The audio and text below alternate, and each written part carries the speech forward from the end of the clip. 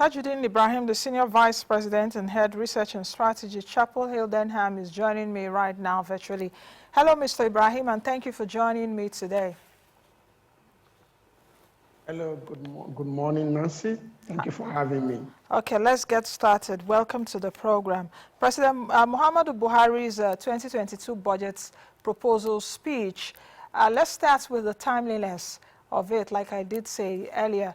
What do you think? The president presented 2022's budget on October 7th, which was yesterday. I did also, for 2021 speech, budget proposal, he presented that October 8th of 2020. For the 2020 speech, he presented that October 8th of 2019. So should we, applaud this administration, at least getting that right in terms of timeliness? At the beginning of this administration, they did not get it right, but they did fix it. So should we start by commending them in terms of the timeliness of the budget presentation? Yes, I think we should, because if you consider the fact that this administration has been consistent in terms of the presentation being in October. I believe that this is positive and it will support the the ability of the government to run the budget from January to December, for fiscal year. So before now, we have had in the previous years, maybe like 5 years or beyond, where the budget was running, from with two legs. I would say two legs because the recurrent expenditure leg was always running from January to December, while the capital expenditure leg was always running from April to May of the following year. So there was mismatch, at some point. But the current administration, I have noticed, has been able to correct that mismatch by, sending the budget to the National Assembly on time and making the relevant presentations. So I think it is a positive one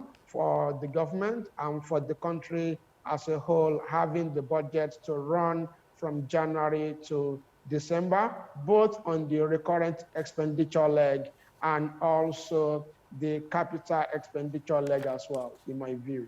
Now, let's take a look at the theme of this year's budget. The president did say the theme of this year's budget is budget of growth and sustainability. I tried to juxtapose it with 2021's budget. That was the theme of last year's budget. Okay, the theme of this year's budget is budget of economic resilience and recovery. Do you think that for 2021, as an economy, we've been able to recover? And now we're moving into growth and sustainability as suggested by the president? Yes, absolutely. I think, what matters, have been captured in the budget. If we consider, last year, it was largely a year, that the economy was challenged by the outbreak of the pandemic. And, so we had, recession last year. And we have been able to come out of that recession largely because, of the spending by the government to support economic recovery. So this year, largely speaking, has been a recovery year for Nigeria.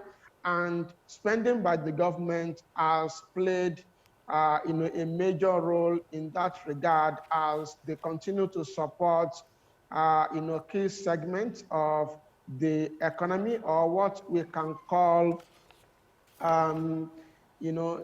sensitive segments or sensitive sectors of the economy that could support the overall economic growth. So the recovery we are seeing, I would say that, is not strong yet, but it is a gradual one. And it makes economic sense, in my view, for us to now begin to think about sustaining that economic recovery that we have seen. Talking about 5% economic growth in the second quarter of this year is material. And I think it is natural for the government to begin to think around how we can sustain that level of growth over the next in a couple of quarters, and by extension, over the medium to long term. It is very important in my view. Were you a bit satisfied with the analysis the president gave concerning the 2021 budget implementation? Because there was a part there where he did mention the performance of the 2021 budget. Are you satisfied? I know that the minister today, if it's not even ongoing now, would shed light, as the Minister of Finance will shed light on perhaps the 2022 budget. So I think it will be natural for her to take us through 2021 budget's performance. But are you satisfied so far with what the president did tell us on Thursday, especially around, you know, we're still fighting a pandemic, we're coming out from a lockdown and all of that. Are you satisfied so far? Or you still want to get more details and perhaps the percentage of capital expenditure implementation? Yes, I think, you know, based on what the president has presented, I think, you know, they sound satisfactory, but I believe that, you know, it is natural for one to still want to see, you know, how the capital expenditure leg really went in terms of the percentage, and also what was, you know, directed to, you know, key projects, because I think the key question people or Nigerians continue to ask is, what are the projects that the government is spending money on? While, you know, some Nigerians have been echoing the sayings that goes thus, you know, Nigeria is spending its way out of recession. I think, you know, we should be, you know, moving towards talking about us, you know, spending our way out, investing our way out of recession, and also investing our way into sustainable economic growth. No doubt what has been presented, you know, reflects short-term challenges that the current administration is facing. It is not, you know, peculiar to only Nigeria. It cuts across, you know, the entire world. But what I believe is important is, you know, further, you know, disclosure around, you know, the project and the expected impact of such projects on the Nigerian economy as a whole and in the lives of average Nigerians on the streets. Now, you talked about that we shouldn't be talking about spending our way out of recession, because I do know that major economies, at least last year, spent their way out of recession and perhaps still spending their way out of recession. But I did talk about earlier investing out of recession. How possible is it for us at this time, looking at our fiscal parameters, to invest our way out of recession, as you suggested earlier?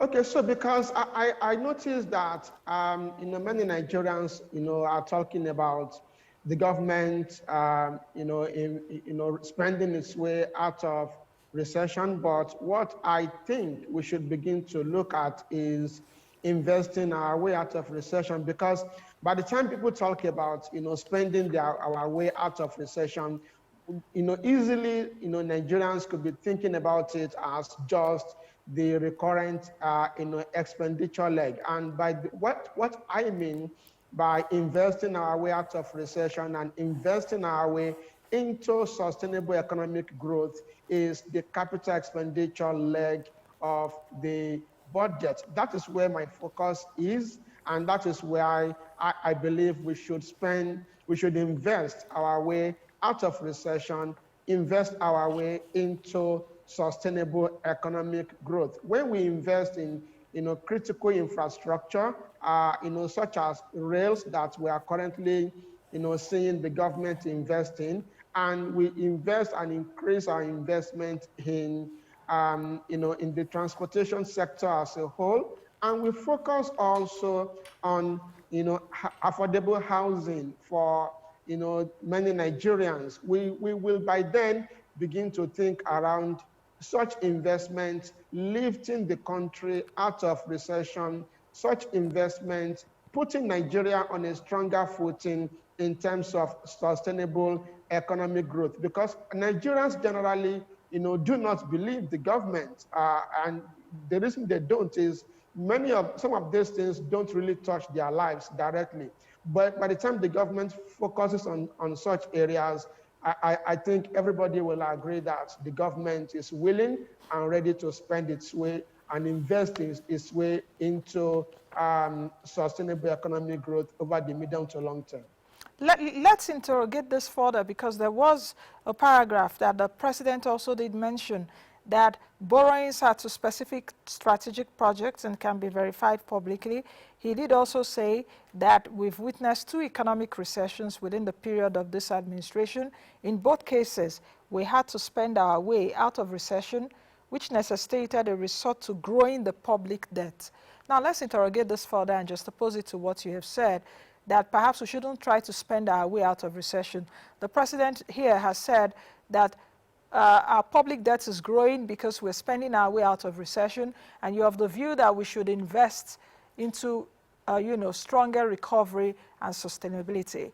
Are you of the view that perhaps we leave spending, because majority of the spending that went on last year was to households and individuals as well as businesses? So would you rather that perhaps we shouldn't use helicopter money, so to speak, given to individuals, and perhaps invest those monies that we gave to households and businesses last year to projects that we can see, or infrastructure projects whereby perhaps road construction and all of that, those contractors, we employ people? Is that what you're suggesting? So that is largely speaking, what I am suggesting, and that is what I believe, could have the expected impact on the economy as a whole. When the president said, we spent our way out of recession, he was not focusing on just the recurrent expenditure, leg alone. And I think that is where, some people could get it wrong and be thinking that that is what he meant. I think what the president, really meant was, we were spending on infrastructure projects. And that is what really resulted in us having to borrow. So spending is a generic word, and I have just put it in a more specific way that the focus here is around investing in key projects that will have impact on the lives of all Nigerians as a whole, that will not only help us to get out of recession very quickly, but will also help us to develop and record sustainable economic growth over the medium to long term. And I absolutely agree with the president on this, in terms of the fact that the projects they are investing in can be verified by Nigerians. And that is what I believe really matters. And that speaks to my point around investing our way out of recession and investing our way into sustainable economic growth. That should be the focus, in my view, over the medium to long term, because of the major or huge impact it will have. When you invest in infrastructure, what it does for you, first of all, is to provide employment. That a lot is more sustainable than for you to be fed, within just like a few months. Because if you are jobless and they are giving you food to eat, every time, when the recession is over, it means that they will not provide for you. But when they provide employment for you because they have invested in such a way that they will be able to provide employment, that job stays with you, and you will be able to cater for yourself, for your family, and you will over time begin to add to the economic growth of the country as a whole. Those are the lines in which I am thinking. Now let's take a look at the fiscal parameters, the assumptions that were outlined by Mr. President on Thursday. Let's just go through that. Are there some sticky points for you? So yes, so those parameters, I think they are conservative. If we start with oil prices, for instance, I think it reflects a conservative stance by the government, because as we speak, oil prices are around $80 per barrel. But the figure that they have put there as the parameter is a conservative one. And to my mind, it indicates to me that the government most likely, will record, better number in terms of revenue compared to what they have budgeted for. The only downside risk, in my view, is the production level. So our production that is put, I think, around 1.4 million barrels per day, if I'm not mistaken. We may actually not be able to achieve that, given the fact that OPEC Plus decision next year may still limit our output. Also, if we do not fix our security challenges around the oil pipelines, then we may also not be able to meet up in terms of our crude oil output. If we do not fix the issues around sabotage, we may also not be able to push out in terms of the volumes of crude oil. But if we leave crude oil and we take a look at the other parameters, the GDP growth of around maybe like 4.2%, I think that is not demanding, for the country to achieve, considering the recovery that we have seen so far, and considering a relatively accommodative monetary policy stance by the central bank. I think, these numbers are broadly in line. Inflation may remain a bit on the upside up until when we are able to fix our structural, challenges. And I think one final element for me is fuel subsidy. If we get that removed next year, most likely it is going to throw up inflation beyond the current number that the government is looking for. Those are my views. If we take a look at this, the 2022 budget proposal, we're seeing that this is the highest in history so far in terms of, the total budget that any government has presented, 16.39 trillion naira. And we can say that perhaps from 2015, I know President Jonathan presented a 2015 budget of 4.5 trillion naira before he left office. He handed it over to President Buhari. President Buhari, I think the first budget he presented was tagged the budget of change. And that was in 2016? Yes, 2016 it was jacked to 6 trillion naira. So we're seeing progression in terms of the amount of money that the government presents every year. So we have 4.5 trillion, we have about 6 trillion, 2017 about 7.29 trillion, 2018, I can't remember, I think about 8 or 9 trillion, to where we are now. In 2020, we had 10.3 trillion naira. In 2019, we also had, I think, about 9 trillion, if I'm not mistaken, or 10 trillion. No, in 2019, we had about 10 trillion. So what I'm asking specifically is that, does this figure, how does it really matter? The jump of these figures, really, because this is the first time in history that the country is budgeting a 16 trillion naira for a national budget. Does that figure really matter? Or is it because of the FX rate change? I think you have nailed it. You have nailed one of the key, two elements in my view. The first element that we have to bear in mind when we are considering, the previous administration and compared it with the current one is to bear in mind FX. Whatever we have on FX, during the time of the previous administration, talking about former President Goodluck Jonathan, what we had then, FX was, below 200 naira. We had the US dollars to naira, being, below 200 naira. So as we speak, it is, well over 400 naira. So that is one key element for, consideration when we are making that comparison. The second key element in my view for consideration is that, we have inflation, partly imported and partly local, inflation. So the prices of goods and services these days are not where they were, 7, 8 years ago. We have to bear that in mind as well. And I think, the current administration has, disclosed the reason they have taken it up to, 16.39 trillion. I was on the call held by the Federal Ministry of Finance, where the finance minister was talking. I just got out of that call to get on this show.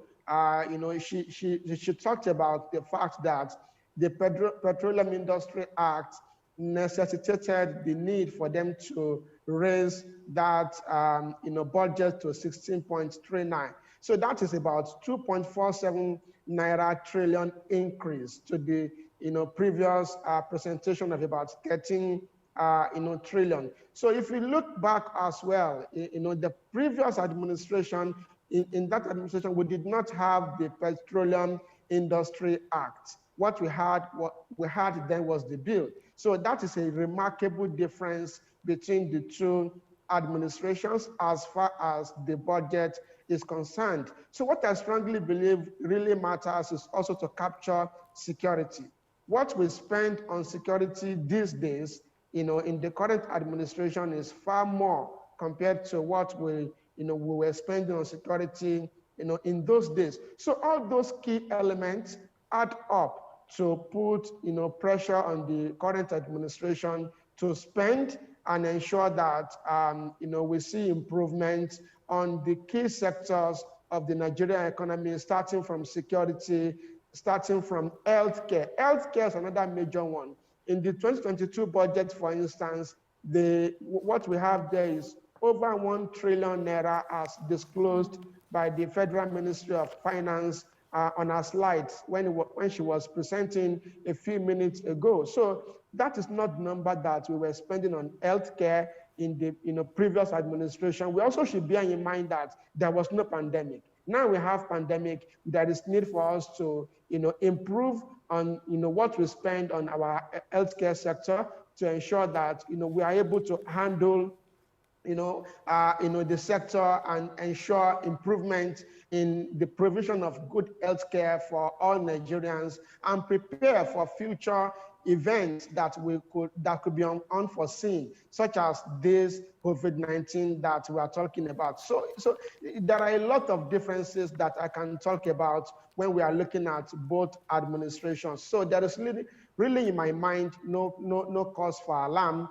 It is largely because of those variables that are moving. And up until when we are able to fix why they are moving, we are unlikely to see changes over the medium term, I think. Tajudeen, thank you for joining me today. I know this is not the last of it, really, because we have quite a lot to talk about. I've not even scratched the surface at all. This is just like a prelim, but I'm telling our viewers that, of course, you continue to watch the show. Next week, we are going to dissect and break this down. We'll tear it into pieces, and so that our viewers can understand. But Tajudeen, thank you for joining me today. Thank you. I wish you a wonderful weekend. You too. Bye. All right. At this point, let's quickly take a break. And when we come back, my second guest will join me. We'll be talking about the Customer Service Week.